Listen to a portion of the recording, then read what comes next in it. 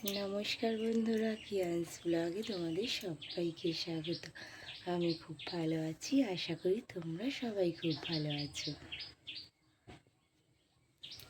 তো চলো সকাল সকাল রান্নাটা করে নিই, বর অফিসে বেরোবে খেয়ে। তো চলো কী করছি দেখে নাও। এদিকে মা সকাল সকাল সব রান্নাই কমপ্লিট করে নিয়েছিল, শুধু বাকি ছিল এই লোটে মাছ। এটাকে আমরা লোটে মাছ বলি, আবার অনেকে নেইরে মাছ বলেই চেনে। এবার রান্নাটা শুরু করা যাক।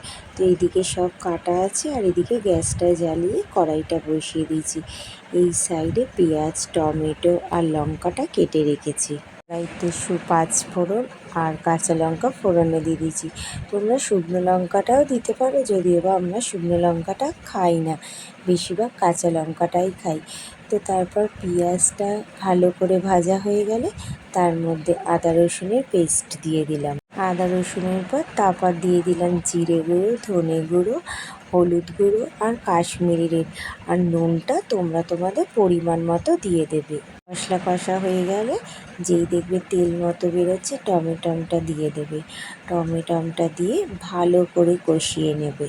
টমেটোটা কষানো হয়ে গেলে তারপর যেই বাটি ধোয়া জল, মানে মশলা বাটি ধোয়া যেই জলটা আছে সেইটা দিয়ে দেবে।